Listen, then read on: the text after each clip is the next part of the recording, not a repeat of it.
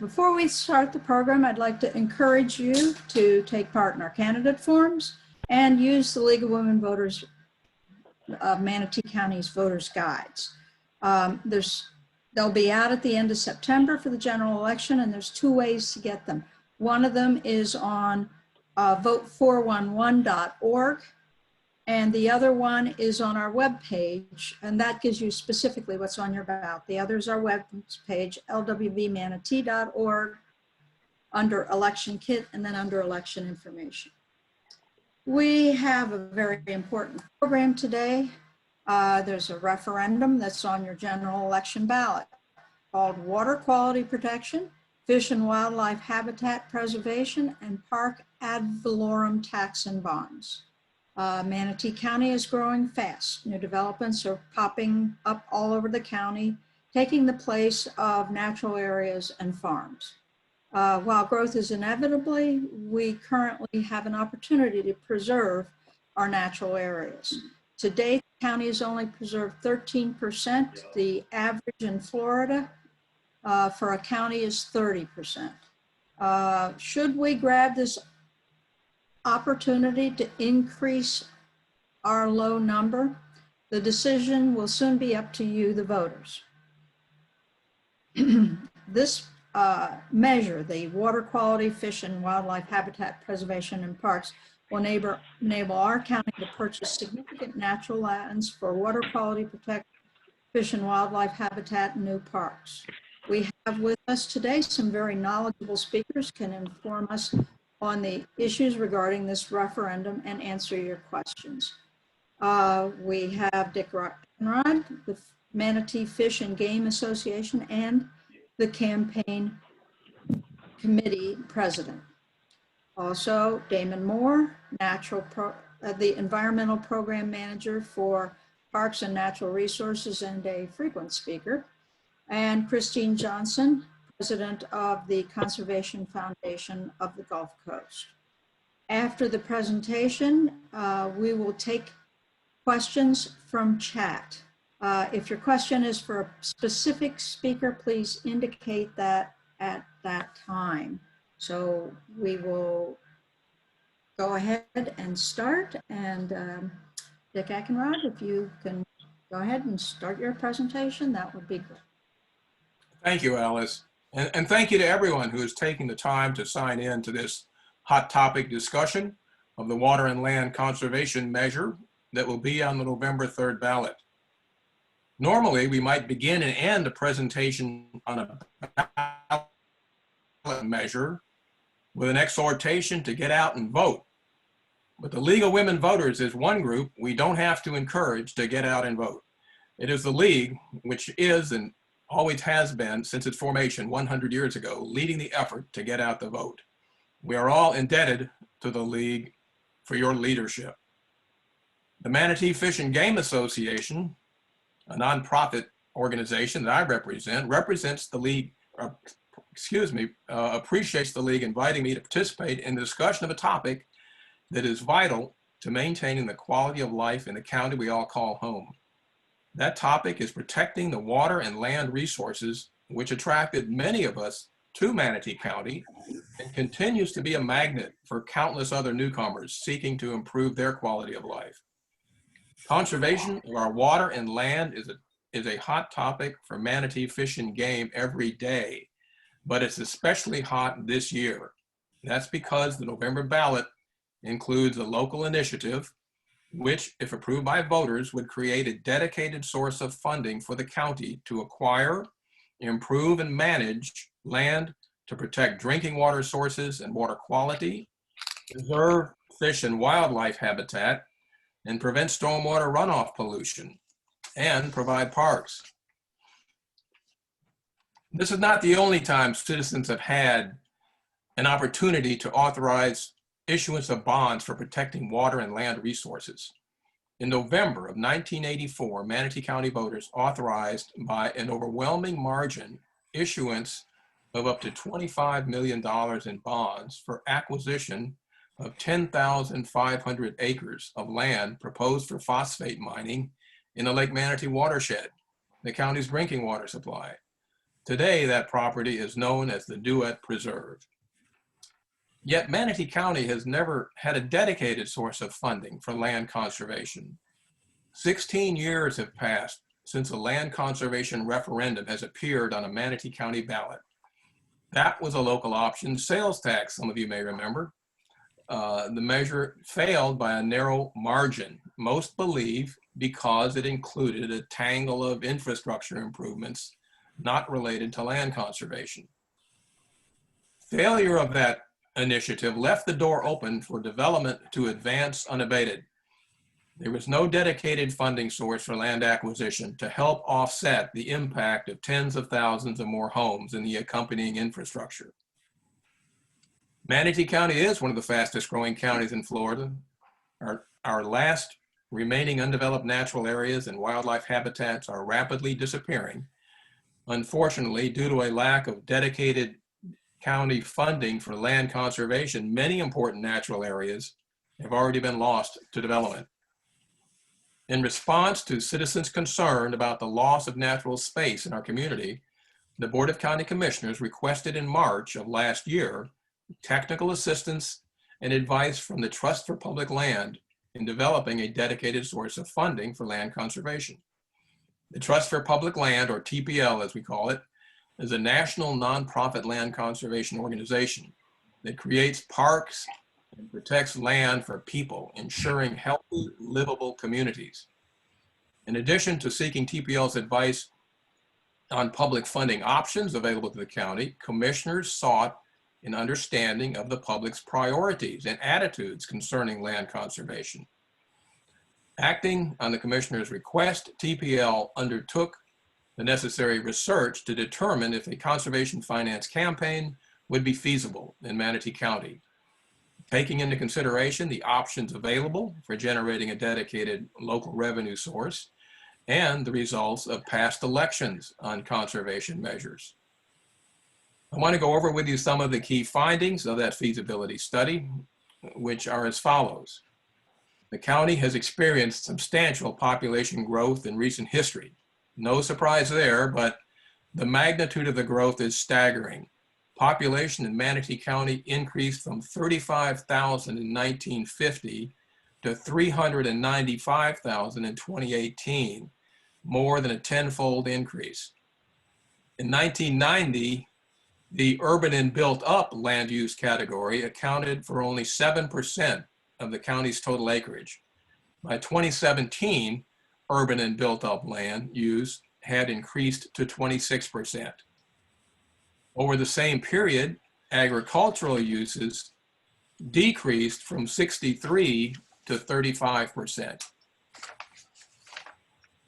Conservation land, as Alice indicated earlier, makes up just 13% of the total acreage in Manatee County compared to an average of 30% among the 67 counties in the state. It was also determined that general obligation bonds are the most popular public finance mechanism in Florida for parks and open space.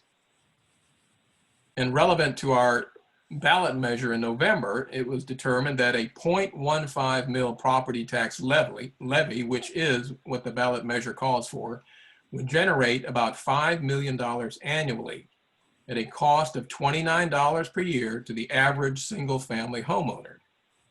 A $50 million bond would require roughly $3.7 million of that $5 million annual revenue stream for debt service on the properties purchased, while the remaining $1.3 million would be available to support operation and maintenance of the acquired conservation and parklands. Based on these findings of the feasibility study, TPL recommended conducting a public opinion survey that tested ballot language, the tolerance of voters for additional taxes, and program priorities of voters in Manatee County. Commissioners agreed that a survey would be helpful in making their decision on whether to put the measure on the November ballot. TPL contracted for the survey to be conducted in May of this current year, by an independent market research firm. The results of the survey indicated that 67% of the likely voters polled would either definitely or probably vote for the measure with a 0.15 mil levy, generating that $5 million annually. Purchasing and preserving natural areas to improve water quality and preserve the quality of life in Manatee County was high on the priority list of the citizens poll. That begins with protecting the county's drinking water sources. Two reservoirs in Manatee County, Lake Manatee and the Evers Reservoir, provide a significant portion of the public water supply in the county. Protecting the quality of water in those reservoirs is therefore of paramount importance. Acquisition of natural areas in the watersheds of those reservoirs, particularly areas in the floodplains of rivers and creeks supplying those reservoirs, is especially important. Manatee County, you may know, is crucially located in the watersheds of three national estuary programs, the Tampa Bay, Sarasota Bay, and Charlotte Harbor NEPs. These estuaries have been designated by Congress as NEPs because of their national significance. Improving the quality of water and abundance of fish and wildlife habitat in these estuaries hinges largely on reducing polluted stormwater runoff into the rivers and creeks feeding those estuaries. Protecting land adjacent to those estuaries and their tributaries through acquisition helps to advance the restoration goals of all three NEPs. Natural areas, including wetlands, provide natural floodwater storage that developed properties with impervious surfaces cannot. While the state and water management district rules help to mitigate the impacts of development, there is no substitute for the floodwater storage services provided by natural landscapes. It's up to all of us to preserve Manatee County's natural beauty for future generations. Once it is lost, it's gone forever.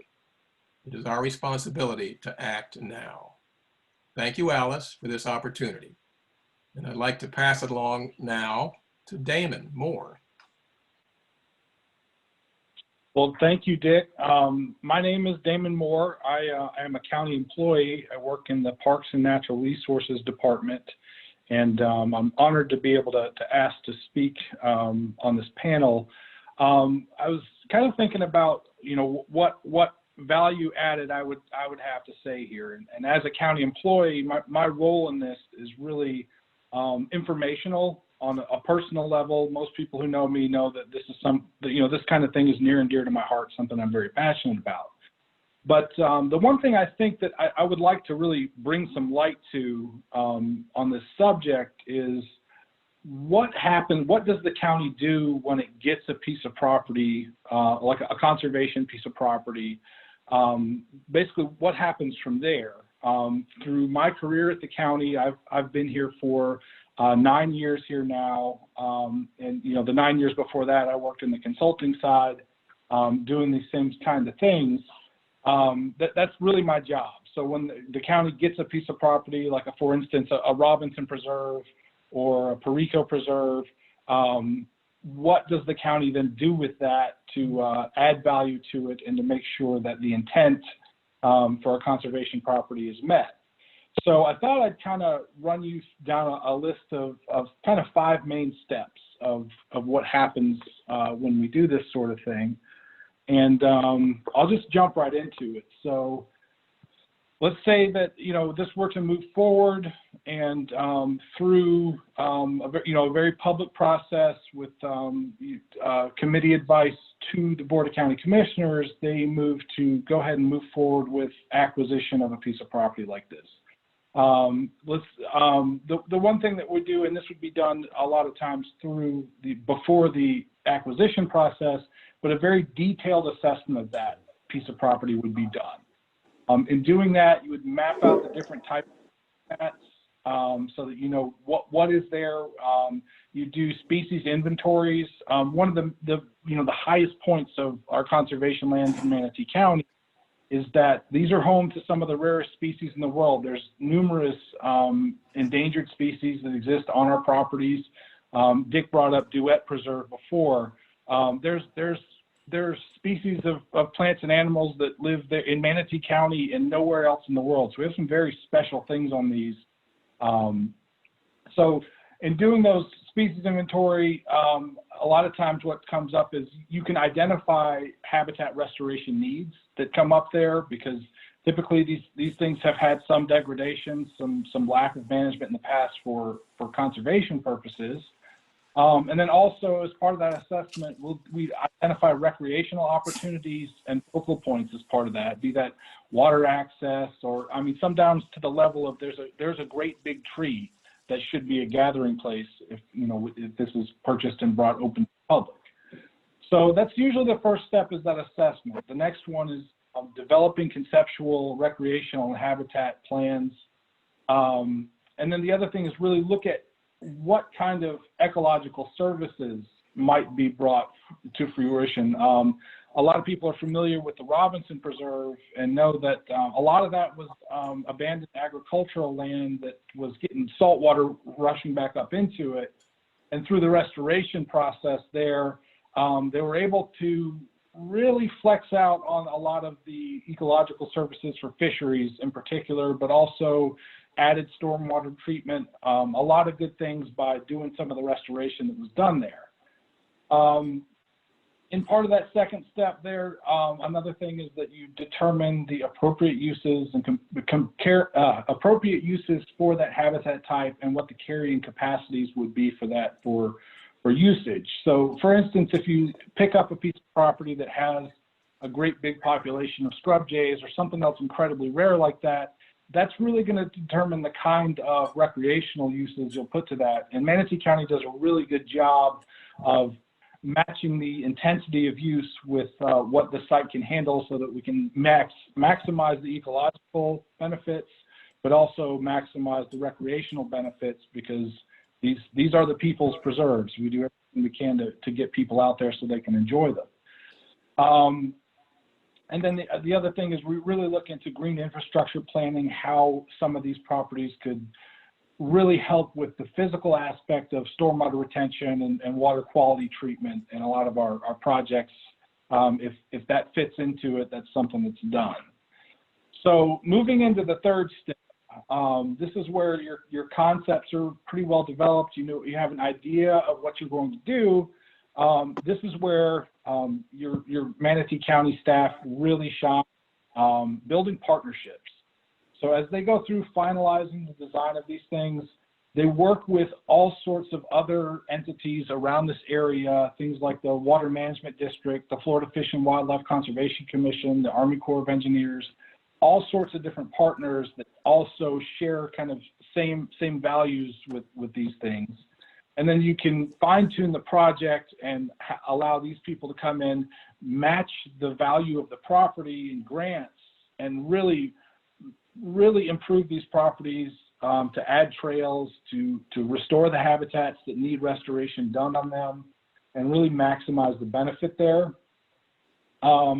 And with that comes all sorts of behind the scenes things with funding agreements and legal reviews and all the unsung heroes in this process, but there's a lot of work that goes in there. And that basically brings you on to the fourth part of this, which is the actual implementation of these projects. This is where my job really shines, as we build these things together. I get the pleasure of implementing these projects and the restoration out here, where you basically, this is the part where you're doing the planting, the removal of the exotic species, getting these things into a manageable state, building the trails, adding the footbridges, making this to where it's accessible to people, and we try to make this as accessible to as many people as the site the purpose of the site will allow for. And from there, through that implementation stage, we really try to manage it in that part to establishment, to where then when it moves from project over to just a management state, that we're putting something together where this is not something that's hard to take care of anymore. It's done with, as is necessary for the habitats, but through our prescribed fire program and a lot of volunteer help. Hundreds of thousands of people come out to these preserves and lend a hand, and they enjoy doing it. It's a great way to get outside and get some exercise. And then another area where Manatee County really shines is as we go through this process, and one of the goals from the get-go is to set this up for good environmental programming. We have an excellent staff that sets that up, and then once these things are up and open to the public, you bring it full circle to where you're doing programs that bring people out there. You're educating people why these green infrastructures are important, and that's really the process there going through. There are some things will come up in the question, but I think that from there, I'll turn it over to the next speaker, and we can pick up on anything else in the question section. Thanks, Damon. This is Christine Johnson, and as said before, I'm president of Conservation Foundation of the Gulf Coast. And my job in this presentation is to wrap it all up with a bow, and then of course help facilitate with the questions afterwards. So the three things I want all people to know in Manatee County who are interested in this and want to know more about it, three things. There's going to be strict accountability provisions to ensure that funds are properly spent. Wasn't there before? About that from Damon Moore just now. I'm sorry, I think it's Nancy that's not on mute, so I'm getting some feedback. Sorry. So the first one is strict accountability. The second one is we need to preserve Manatee County's natural beauty for future generations. We're losing those lands, and those lands are precious, as you heard from Damon, how much they are precious, because we have a lot of rare and endangered species, both plants and animals, in Manatee County. And the third thing is, and probably the most important, is that nothing is more important than keeping our water clean and free of pollution. So the strict accountability, the first one I spoke about, is that this this proposal requires that the funds can only be used for the purposes stated in the proposal. Number two, it's about $2.40 for the average homeowner value in Manatee County a month. And that's a really small price to pay for a very big payoff to protect our natural areas and parks in Manatee County. And third, under strict accountability, is there will be an annual public audit of how the funds are going to be spent. Number two reason, as I said, was preserving Manatee County's natural beauty for future generations. You've heard Dick talk and you've heard Damon talk that the land prices are rising dramatically, as well as development, though, continues to increase dramatically. And the amount of natural lands are rapidly dwindling. So we have to act now to protect Manatee County's last remaining natural areas and the wildlife habitat before they're all gone forever. And protecting our water, wildlife habitat, and natural areas will preserve our quality of life for future generations so that our children and grandchildren can enjoy what we do today. And the third and final, as I mentioned before, is our water. This proposal will protect our drinking water sources, prevent polluted stormwater runoff from flowing into bays, rivers, and creeks, and provide natural floodwater storage, what nature does a lot cheaper than we do with our stormwater facilities. And purchasing and preserving natural areas and improving water quality play a very important role in our way of life and ensuring that we have a quality of life going forward, not only for us, but for future generations. So I see a couple of questions in the chat, let's see, the first one is, what's the typical length of time, Damon, for a purchase to public access?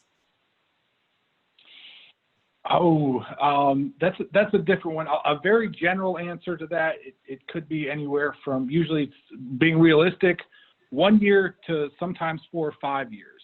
The question comes up with why in the world would it ever take that long? The main reason for that is Manatee County, the staff here, in my experience working here, is we always take the time to leverage whatever's been spent, set up agreements, use the initial funding as grant matching funding, and then that'll increase the purchase working with other state and federal sources of money. And then after that, to be able to develop that restoration plan, any kind of improvements there, we have to go through the same permitting and design process that any private developer has to go through. The same quarrels they have with the time of permitting, I deal with the same problems here. That takes a lot of time, and so that usually it's a lot of process. A lot of times it's the same way that, you know, when you look at one of these new neighborhoods go up, it's years from when you first see the survey flags go up to the final houses and people moving in. They're generally better funded than we are, and but it's the same kind of process when we improve a property just for public use, to include things like shade structures and trails and everything else. Is we follow the same sets of rules, and we unfortunately can't cut any corners either. So that's usually what takes so long. Damon, I want to give you a compliment, as well as the entire team over at Manatee County. You guys do a fantastic job of offering public access while you're still doing that restoration. I mean, look at Robinson Preserve is probably the best example. You guys are continuing to still do restoration, even though you opened to the public a couple of years ago for the expansion. So you can thank Charlie. You can thank my boss, Charlie Hunsicker, for that. He's drilled that into all of us there on every project. Sometimes we really want to close something down to make it a little bit easier, but he forces us to find ways to keep these open, work around, do things in phases, because that is something that is near and dear to his heart, is making sure people can come out here and enjoy these things. And it's nice because it gets to show off some of the work in progress. also, the next question is about developers and Mosaic, and that they've given money to create some preserves, and wondering whether or not they get a political favor as a result. I would actually say it's the opposite. Florida statutes require that, specifically for mining, that they mitigate that mining 3 times. The first is that they have to purchase land equivalent and in the same watershed to what they're going to be mining. The second is that they have to put back, and now it's new, I don't know how new, but I don't forget how many years ago, they can no longer put it back based on what the county, the local municipality wants. In the past, a lot of times it was a golf course, and that was considered putting back. But the statute now says no, they have to actually put it back the way that it was. And then the third way is they have to have an overriding public benefit in addition. So it's kind of like an additional tax that they have to pay. And so a lot of those overriding public benefits up and down in the watersheds of where they're actually mining has been, in recent years, because of this new statute, has been in creating public parks. So I don't think it's actually political favors, although I wouldn't be privy to those anyway. But it's actually that what you're seeing in these public venues is what is required by law that they have to do by mitigating 3 times for the impact that they're having to the environment. Next question, accessibility. They talk about parks. They want to know about accessibility, and will this initiative help with creation of parks, and specifically accessibility for with disabilities? I think the answer is an emphatic yes, but I'll let Damon answer that. I will echo that with the answer is an emphatic yes. That's definitely one thing that we're doing, and not just with within the preserves, but we're really paying a lot closer attention to that with special needs youth, especially. We're working on some playground designs to really reach out and get to other user groups that historically maybe haven't had the level of services that we're looking for. There's one thing that we get, because that's always a main focus of ours, especially in the more traveled preserves that we have here. We end up doing that to the extent where some of the user groups say, oh, you're getting a little too crazy with these trails and everything's getting paved and everything else. But we really strive to catch a balance with that, so that, well, yes, at Robinson Preserve, you do have some long areas of paved trail that hundreds of thousands of people are using a year. You can tell by this is the first year where the parking lot in August and September has been overflowing from the amount of use. with COVID, people getting out and really seeing that. But sorry, I got off subject a little bit there. But we really balance that where for every mile of paved trail, you can go out at Duet Preserve and you can walk 20 or 30 or 40 miles of fire line and unpaved trail out there. So we really strive for a balance, and we really want to cater to the needs of every kind of user we have. Thanks, Damon. Another question is how many counties in Florida have adopted taxes for this purpose? I don't know that exactly, but I know a lot. In fact, I know it's the majority. And what I do know is that Manatee County is the only county on the southwest coast of Florida that doesn't have a dedicated funding source.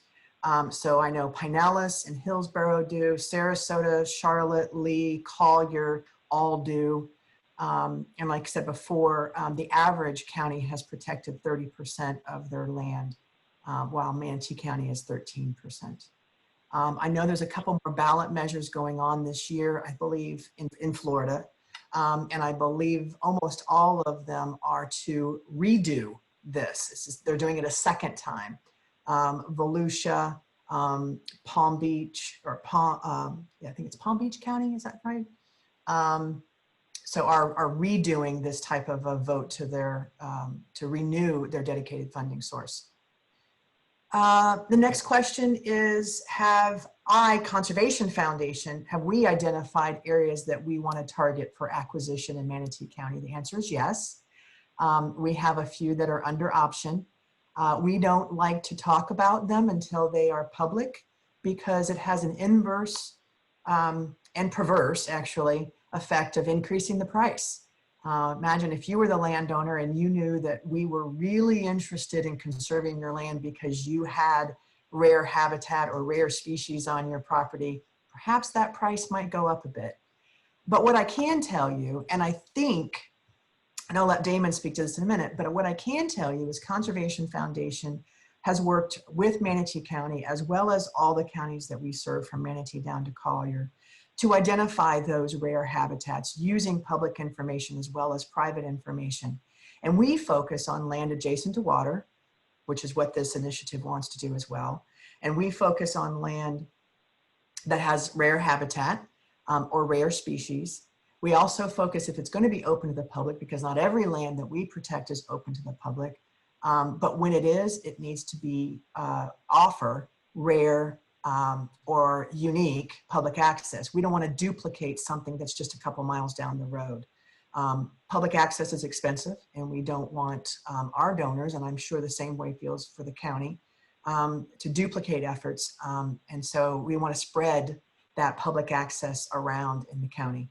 So Damon, what about priorities of Manatee County for conserving land? So this is a problem that I want to have. In my career, we haven't had this issue yet, but I've in looking at how this has been done in the past in Manatee County, and oversight or an advisory committee appointed by the board is charged with working with county staff to set up and basically an objective scoring matrix criteria, wherein they really, in a public forum, decide what's important and what really fits the what fits the need of what the funding source was originally intended for, and then you determine the values before you look at the properties themselves. So you come up with how these things are going to score. You do this in an open public forum, and that way you can really start to narrow down on what's going to score high, what's going to score low. I imagine it's very similar to what Christine mentioned about specific parcel ID numbers. That you don't want to be too open about that right off the bat and start spitting out, well, we want this piece right here because of this, because again, those things would go through. So what you want to do is basically identify the parameters, and then from that you can start to narrow down a little bit. But again, I on a personal level, I hope this is a challenge that I get faced with. But I know that in the past, this has been done very well. I looked at some of the the scoring matrix and the records from when this was last going on in Manatee County years ago. And I can tell you it does a good job. I've also participated in these kind of workshops that were put on, one of them by the Conservation Foundation a couple of years ago, where it's really a very open process. And I think these things do a really good job of prioritizing and narrowing down to get these properties identified that really are dead in line with the intent of the funding and with what the voters were going for. So, sorry, I get long-winded because I get excited. All right. Thanks, That's a long Damon. answer. Thanks, Damon. This next question I am going to give to Dick, if that's okay. What arguments against this proposal can we expect? Let me, all right, I'm back on mute. One argument is that, and we might expect to hear it, is this, the government buying land, as is proposed here, takes that land off of the tax rolls. And that is a common criticism that is likely to be leveled in this particular case. And that's the one that sticks in my mind. Christine, I'm going to ask for your help here to identify other arguments that we can expect against this. The ones that come immediately to mind are the people who are just against increasing taxes. Another one is that we don't need to do this during a pandemic. However, as you heard in Dick's talk earlier, 67% during May, when it was the height of the lockdown, said yes, they would vote for this. And we're looking at a $2.40 for the average homeowner value in Manatee County a month to pay. We think that's doable. It is not a regressive tax at all. That would be a sales tax, which is not what we are doing here. And then I think the third one is probably people are concerned and there is a height of mistrust in our government these days. And I get that, but not this county, not this department, not Damon, not Charlie. And I think I think the proposal is written really well so that the public has multiple times and multiple ways to get involved and have oversight into this process. So I think those are the ones that come to mind. Did I miss anything? You nailed it. Okay. I'm seeing a couple of questions in here. I'm just going to group together about getting the word out and how do we get the word out about the parks that are there and how do we get the word out about this whole initiative. And that's the softball question that I love for you guys to ask. And that is, this is our ask of you, help us get the word out. We were a little late in all of this because of COVID. We were about probably 3 to 4 months behind because we weren't too sure how things were going to work out with COVID. Luckily, the May survey showed a positive result. But here's what we're asking of you if you are so inclined, and there's lots of things to choose from. Number one, vote. Easy, right? Vote for water and land. Volunteer by helping us talk to people, speak out to your friends and family. You can go to our website. It's voteforwaterandland.org. Thank you, Mary Lynn, putting it up there. Voteforwaterandland.org. All of this information is there, including FAQs. Meeting. You can give a donation on that website as well. You can endorse. You can advocate for it. There is Facebook links and Instagram links. Where you can start posting and reposting what we're doing on Facebook and Instagram to let people know. And it really does work. It is very much like that old commercial, and they told 2 friends, and they told 2 friends, and they told 2 friends. So we do need to get the word out because the person who wrote the question about how do we market even our current preserves because there's so many people who don't know. We're trying to do that as well on Facebook and Instagram by posting those pictures from those preserves. So again, repost, tell your friends, tell your neighbors, send out e-blasts of your own to your own contacts. So I hope that's it. Advocate, find endorsing organizations and people, make a donation, ask other people to make a donation, help us find donors. And again, you can send information to info, I think it's info at voteforwaterandland.org. Right, there's a link on that website. Thank you for that wonderful question. Is there a sunset on the proposal? Yeah, when the money runs out, 50 million. That's how much this proposal is for. And then, as you heard, other counties ran out of their money, and then are going back for seconds and thirds to the voters. Sarasota County has done it 3 times. Lee County has done it twice. Collier's another one that's going to the ballot as well. And Collier has 60% of their county is conserved, primarily the Everglades, but they're still wanting to conserve more. And they're going to the ballot for the 3rd time in Collier County this year. Another question, an info sheet. Yes, also on the website. It's those FAQs. You should see that right on the header of the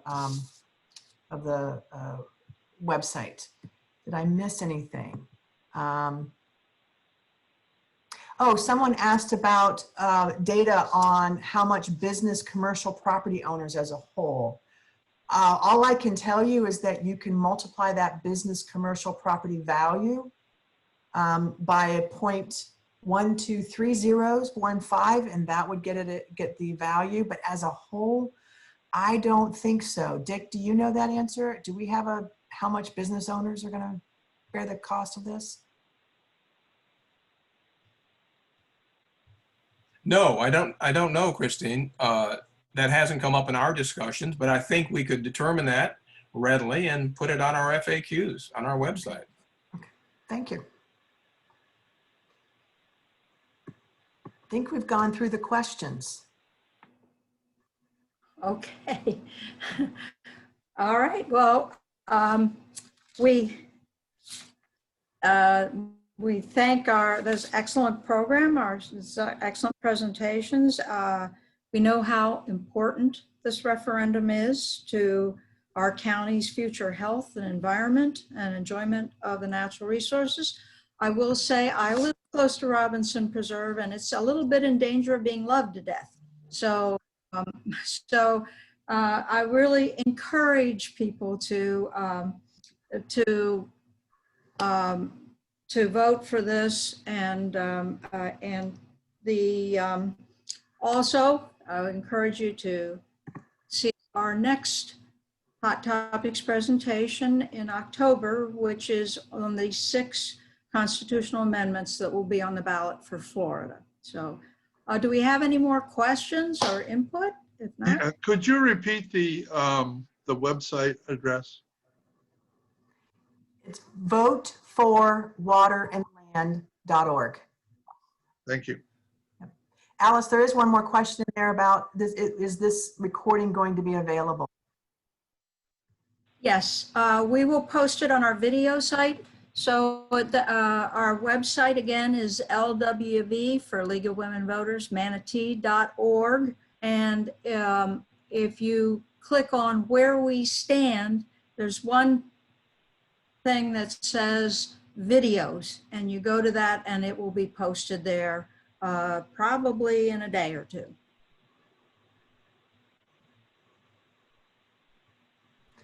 Well, again, Alice, thank you so very much for the opportunity. We really appreciate everyone taking the time out of their lunch hour to learn about this important initiative, and we hope you all go out to the website and participate and get the word out for us. Thank you so very much.